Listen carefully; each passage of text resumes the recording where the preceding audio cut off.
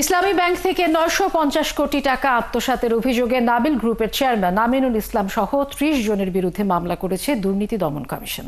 সংস্থাটি বলছে ভুয়া প্রতিষ্ঠানের নামে ঋণ করিয়ে এই টাকা আত্মসাৎ করেছে তারা।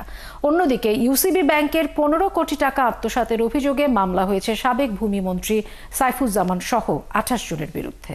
জেমসন মাহবুবের প্রতিবেদন। 5 আগস্ট শেখ হাসিনার পতনের পর আওয়ামী লীগের অর্থদাতা বিভিন্ন ব্যবসায়ী গ্রুপের বিরুদ্ধে অনুসন্ধান শুরু করে দুদক।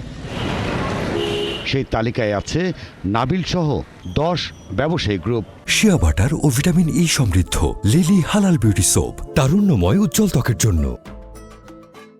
অনুসন্ধানে গঠন করা হয় একটি টাস্ক ফোর্স। ব্যাংক লুটেরা এস আলম গ্রুপের সাথে নাবিল গ্রুপের ছিল ঘনিষ্ঠ সম্পর্ক। তার রেশ ধরেই ইসলামী ব্যাংক থেকে হাজার হাজার কোটি টাকা লোপাট করে প্রতিষ্ঠানটি।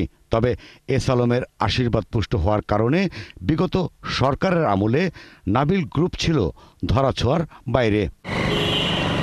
দুদকের অনুসন্ধানে উঠে আসে এস আলমের দখল করা ইসলামী ব্যাংক থেকে ঋণের নামে হাজার কোটি টাকা আত্মসাতের সত্যতা। এর মধ্যে একটি অভিযোগে দেখা যায় ভুয়া প্রতিষ্ঠানের নামে ইসলামী ব্যাংক থেকে 950 কোটি টাকা আত্মসাৎ করে নাবিল গ্রুপসহ অন্যান্যরা। সেই অভিযোগে মামলা করে দুদক।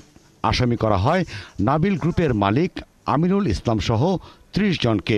নাবিল গ্রুপ অব ইন্ডাস্ট্রিজের কর্ণধার এবং ব্যবস্থাপনা পরিচালক জনাব আমিনুল ইসলাম ওরফে স্বপনের সম্পর্কীয় মামা এবং তার কর্মচারী, এই কর্মচারীদের নামে মার্কেট মাস্টার অ্যানালাইজার নামেও ভুয়া প্রতিষ্ঠান খুলে এবং এই প্রতিষ্ঠানের অনুকূলে 950 কোটি টাকা ঋণ ব্যাংক থেকে অনুমোদন করিয়ে উক্ত অর্থ স্থানান্তর, রূপান্তর এবং হস্তান্তর করার অপরাধ প্রমাণিত হয়েছে।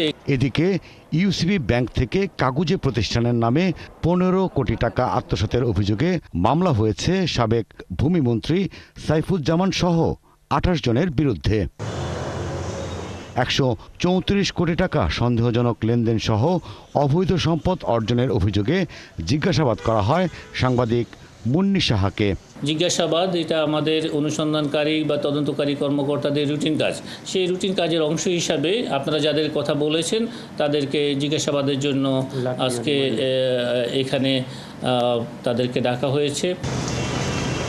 14,000 কোটি টাকা অস্বাভাবিক লেনদেনের অভিযোগে রিমান্ডে জিজ্ঞাসাবাদ করা হয় নারায়ণগঞ্জ 2,500-এর ব্রাহ্মণদী ইউনিয়ন পরিষদের চেয়ারম্যান লাক মিয়াকে।